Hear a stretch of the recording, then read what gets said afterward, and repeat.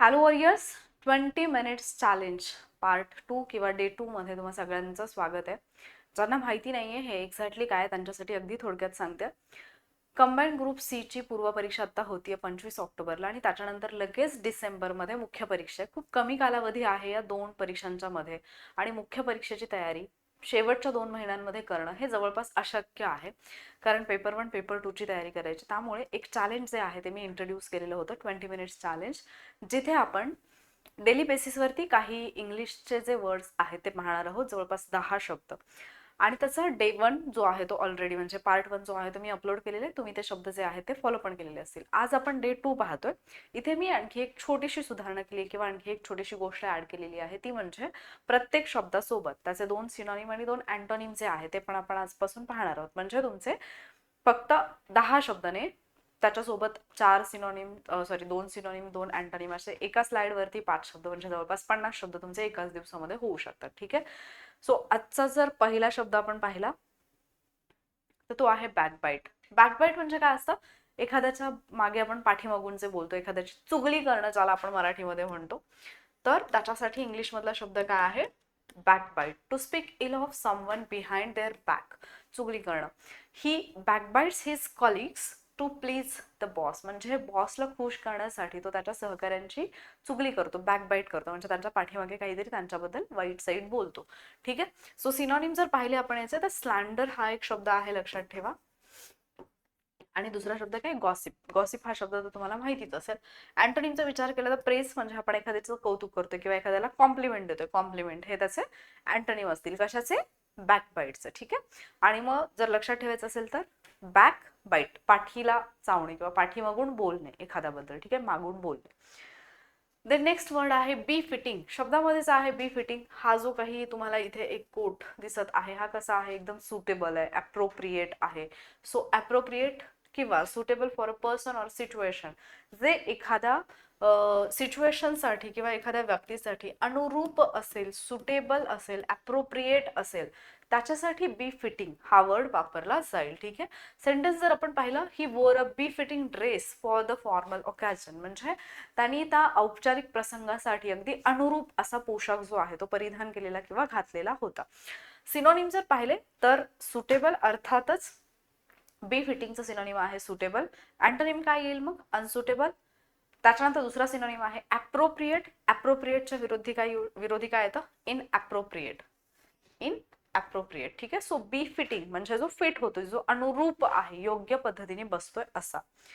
Then next word आहे बस्टो. बस्टो, आता हा ऍक्च्युली आपण बेस्टो म्हणू याला, पण जेव्हा मी प्रोनाउन्सिएशन चेक करत होते तर याचा अर्थ म्हणजे याचं प्रोनाउन्सिएशन बस्टो असं होतं. ठीक आहे. सो बेस्ट प्लस ओ, एखादी उत्तम गोष्ट देणं, एखाद्याला अर्पण करणं किंवा एखाद्याला रिस्पेक्ट देणं, आदर देणं, याच्यासाठी सुद्धा बस्टो वापरलं जातं. ठीक आहे. So to give something as an honour or a gift, एखादी गोष्ट ऑनर म्हणून किंवा गिफ्ट म्हणून देणं, याला म्हटलं जातं बस्टो, अर्पण करणे. The university bestowed him with an honorary degree, म्हणजे विद्यापीठाने त्यांना मानद पदवी जी आहे ती अर्पण केली. सिनोनिम काय आहेत मग? ग्रांट, इझी आहे, ग्रांट किंवा कन्फर. ठीक आहे, ग्रांट किंवा कन्फर. आणि मग याच्या विरुद्ध अँटोनिम काय आहेत? विथ होल्ड म्हणजे राखून ठेवलेलं किंवा रिफ्यूज करणं, नकार देणं. बेस्ट ओ असा शब्द तुम्ही लक्षात ठेवू शकता. देन नेक्स्ट वर्ड जर आपण पाहिला तर तो आहे बविल्डर्ड. बविल्डर्ड म्हणजे काय असतं? एखादी व्यक्ती भांबावलेली आहे, खूप गोंधळलेली आहे, कन्फ्युज्ड आहे, तिला समजत नाहीये नेमकं काय करावं. उदाहरणार्थ, आम्ही मस्तपैकी ग्रुप सीच्या पूर्व परीक्षेची तयारी करायची, जाहिरातीची वाट पाहत होतो, जाहिरात आली, जागा खूप सगळ्या होत्या, पण एक वाक्य त्याच्यामध्ये लिहिलेलं होतं की परीक्षा ही ऑनलाईन होईल. आणि मग आम्ही सगळे कसे झालो? बविल्डर्ड, म्हणजे आम्ही गोंधळून गेलो, भांबावून गेलो, आम्हाला समजेच ना की नेमकं काय चाललंय. त्याच्यासाठी बविल्डर्ड, टू बी कन्फ्युज्ड ऑर पझल्ड, बविल्डर्ड हा शब्द वापरला जातो, म्हणजे भांबावलेला. इंग्लिश सेंटेन्स काय आहे याचं? He was bewildered by the sudden change in plan. Plan मध्ये झालेला सडन किंवा अचानक जो काही बदल आहे त्याच्यामुळे तो भांबावला. सिनोनिम काय असतील? कन्फ्युज्ड किंवा पझल्ड. अँटोनिम काय आहेत? एखादी गोष्ट क्लिअर आहे, स्पष्ट आहे किंवा सर्टन आहे, निश्चित आहे, हे त्याचे अँटोनिम असतील. मग बविल्डर्ड म्हणजे काय? याच्यामध्ये वाईल्ड हा एक शब्द आहे. सो जंगलासारखा गोंधळलेलं म्हणजे आहे बी वाईल्ड असं. सो bewildered असं लक्षात ठेवू शकता. नेक्स्ट वर्ड आहे कॅश. आता याला बरेच जण कॅचे असं म्हणतात, काही जण कॅशे असं म्हणतात. कॅश हा जो शब्द आहे, कॅशचा अर्थ काय होतो? अ हिडन स्टोअर ऑर सप्लाय. तुमच्या फोनमध्ये असतं पहा, बऱ्याचदा ज्यावेळेला स्टोरेज फुल होतं त्यावेळेला परत परत नोटिफिकेशन येते की कॅश क्लिअर करा, कॅश क्लिअर करा. मग हे कॅश काय असतं क्लिअर करायचं आहे? एक हिडन फोल्डर जो तुमच्या फोनचं स्टोरेज खातोय. ठीक आहे. सो हा फक्त काही फोनच्या बाबतीत नसतो, हा इतर ठिकाणी असू शकतो. A hidden store or supply म्हणजे जो चोर कप्पा आहे तो. He kept a cache of valuables in the secret drawer. त्याने गुप्त कपाटामध्ये मौल्य वस्तूंचा एक चोर कप्पा जो आहे तो ठेवलेला होता. मग त्याच्यासाठी सिनोनिम काय असेल? अर्थातच स्टोअर किंवा होर्ड. हा शब्द पण लक्षात ठेवा, होर्ड. आणि अँटोनिम काय असतील? डिप्लेट, इथे दिलंय पहा, डिप्लेट आणि एक्झॉस्ट हे त्याचे अँटोनिम असतील. ठीक आहे. सो कॅश, कॅश मध्ये कॅश लपवून ठेवला. ठीक आहे. हा जो कॅश असतो ना आपला पैसा, हा कॅश मध्ये ठेवला, चोर कप्पामध्ये ठेवला, असं लक्षात ठेवू शकता. नेक्स्ट वर्ड आहे कॅरेक्टर. हा इझीवाला वर्ड आहे. The mental and moral qualities of a person. एखाद्या व्यक्तीच्या मेंटल आणि मॉरल क्वालिटीज ज्या असतात, म्हणजे ज्याला आपण म्हणतो व्यक्तीचं शील, त्याला म्हटलं जातं कॅरेक्टर. आपल्याला माहिती नाही एखाद्या माणसाची पर्सनॅलिटी कशी आहे, एखाद्या माणसाचा स्वभाव कसा आहे, नेचर कसं आहे, त्याला आपण म्हणतो त्याचं कॅरेक्टर. सो हा कॅरेक्टर शब्द म्हणजे शील. His honesty reflects his strong character. म्हणजे त्याचा जो प्रामाणिकपणा आहे, त्याच्यातून त्याचं जे चांगलं शील आहे, त्याचं जे त्याची जी पर्सनॅलिटी आहे ती दिसून येते.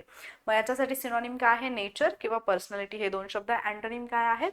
डिस्पोजिशन किंवा बिहेवियर. ठीक आहे. सो कॅरेक्टर म्हणजे व्यक्तीचं शील. नेक्स्ट वर्ड आहे कोएस. आता हा ऍक्च्युली आपण वाचताना कोर्स असा वाचू, प्रोनाउन्सिएशन आहे कोएस. ठीक आहे. आर जो आहे तो सायलेंट आहे. सो कोएस म्हणजे काय आहे? The force to force someone to do something against their will. एखाद्याला त्याच्या इच्छेविरुद्ध एखादी गोष्ट करायला भाग पाडणं. ठीक आहे. इथे दिसत असेल तुम्हाला, एखाद्या व्यक्तीला तिच्या इच्छेविरुद्ध एखादी गोष्ट करायला भाग पाडणं, त्याला म्हटलं जातं कोएस. तुम्ही याचा हे कोर्स सारखंच लक्षात ठेवा, कारण तुम्ही ज्यावेळेला त्याला कोर्स म्हणाल त्यावेळेला तुम्हाला त्याला फोर्स हा समानार्थी शब्द जो आहे तो लक्षात राहील. सो कोर्स म्हणजे फोर्स करणं असं लक्षात ठेवू शकता तुम्ही, म्हणजे जबरदस्तीने करून घेणं. He coerced the witness to change his statement. म्हणजे त्याने साक्षीदाराकडून त्याची जी साक्ष आहे, त्याचं जे वक्तव्य आहे ते जबरदस्तीने बदलवून घेतलं. सिनोनिम काय आहे याच्यासाठी? फोर्स आणि कंपेल. फोर्स आणि कंपेल. आणि अँटोनिम काय आहेत? परसुएड किंवा रिक्वेस्ट. एखाद्याला विनंती करणं, म्हणजे आपण एखाद्याला फोर्स करतोय, त्याच्या विरुद्ध काय असू शकतं? आपण त्याला रिक्वेस्ट करतोय. ठीक आहे. किंवा परसुएड. सो कोर्स, फोर्स, करवून घेणं जबरदस्तीने. नेक्स्ट वर्ड आहे कोहेरंट. कोहेरंट म्हणजे काय असतं? लॉजिकल किंवा consistent and easy to understand. एखादी गोष्ट समजण्यासाठी सोपी आहे किंवा जी लॉजिकल आहे, काहीतरी लॉजिक आहे त्याच्यामध्ये, किंवा ती गोष्ट सुसंगत आहे. छान शब्द आहे मराठीमध्ये याच्यासाठी. ती गोष्ट सुसंगत आहे. She gave a coherent explanation of the problem. तिने त्या समस्येचं सुसंगत असं स्पष्टीकरण दिलं. ठीक आहे. सो सुसंगत. मग याचे सिनोनिम काय आहेत? लॉजिकल आहे किंवा कन्सिस्टंट आहे. अँटोनिम काय असतील? लॉजिकलच्या विरुद्ध इलॉजिकल, कन्सिस्टंटच्या विरुद्ध इनकन्सिस्टंट. ठीक आहे. लक्षात ठेवण्यासाठी कोहेरंट, विचार एकत्र आणि सुसंगत पद्धतीने मांडणं, कोहेरंट. द नेक्स्ट वर्ड आहे कंपाइल्ड. हा शब्द माहिती असेल तुम्हाला, कंपाइल्ड. कंपाइल्ड म्हणजे काय असतं? तुम्हाला आता समजा तुम्ही ग्रुप सीची तयारी करताय, तुम्ही बऱ्याच मुलांना म्हटलं असाल, बऱ्याच टेलिग्राम चॅनलवरती मेसेजेस टाकले असतील, 2017 ते 2025 चे क्वेश्चन पेपर्स असले तर प्लीज आम्हाला द्या. मग ज्यावेळेला ही 2017 ते 25 ची फाईल तुम्हाला कोणीतरी शेअर करतं, त्या फाईलच्या नावामध्ये लिहिलेलं असतं 2017 ते 2025 कंपाइल्ड. म्हणजे काय असतं कंपाइल्ड? म्हणजे काय असतं कंपाइल्ड? कंपाइल्ड म्हणजे असतं जे एकत्रित केलेलं आहे ते. To collect information from different sources. वेगवेगळ्या सोर्सेस मधून एकत्रित आणणं, माहिती म्हणजे संकलित करणं. The report was compiled from various surveys. हा अहवाल जो आहे तो वेगवेगळ्या सर्वेक्षणांमधून संकलित करण्यात आलेला होता. मग त्याच्यासाठी सिनोनिम काय आहेत? कलेक्टेड. सगळे एका ठिकाणी कलेक्ट केलेले आहेत किंवा असेंबल केलेले आहेत, असेंबल्ड. आणि याच्या विरुद्ध काय असतील अँटोनिम? मग डिस्पर्स. डिस्पर्स हा शब्द आता रिसेंटली आयोगाने मागच्या 1-2 वर्षामध्ये विचारलेला आहे इंग्लिशमध्ये, पेपरला विचारले मुख्य परीक्षेच्या, त्यामुळे लक्षात ठेवा. डिस्पर्स किंवा स्कॅटर्ड. स्कॅटरिंग ऑफ लाईट अभ्यासले. सो स्कॅटर्ड म्हणजे काय असतं? विखुरणे. ठीक आहे. कंपाइल, सगळी माहिती एकत्रित गोळा करणे. नेक्स्ट वर्ड आहे कंप्लाय. लक्षात घ्या, आपण आधी पाहिला कंपाइल्ड, आता हा काय कंप्लाय. वेगळा आहे. कंप्लाय म्हणजे काय असतं, अनुपालन करणं. To act in accordance with a rule or request, एखाद्या रूल नुसार किंवा एखाद्या रिक्वेस्ट नुसार त्या रिक्वेस्ट किंवा रूलचं, नियमाचं अनुपालन करणं, याच्यासाठी कंप्लाय हा शब्द वापरला जातो. All employees must comply with the safety rules, सर्व कर्मचाऱ्यांनी जे सुरक्षा नियम आहेत त्यांचं अनुपालन करणं हे आवश्यक आहे. मग सिनोनिम काय असेल, अनुपालन करायचं म्हणजे ओबे करा, आज्ञेचं पालन करा किंवा फॉलो करा, जे काही सांगितलेल्या गोष्टी आहेत त्या फॉलो करा, त्यांचं पालन करा, अनुपालन करा. त्याच्या विरुद्ध काय येईल मग, एकतर डिसओबे किंवा व्हायलेट, म्हणजे रूलचं व्हायलेशन केलं, रूल्स जे आहेत ते आपण मोडले, तोडले असं. आणि मग अर्थातच कंप्लाय म्हणजे काय असेल तर आदेशांचं पालन करणं. अशा पद्धतीने आपण आजचे 10 शब्द पण पाहिलेले आहेत. ज्यांनी डे 1चे 10 शब्द पाहिलेले नाही आहेत त्यांनी पार्ट 1 ची तुम्हाला एंड स्क्रीनला लिंक मिळून जाईल, तिथून ते शब्द पहा.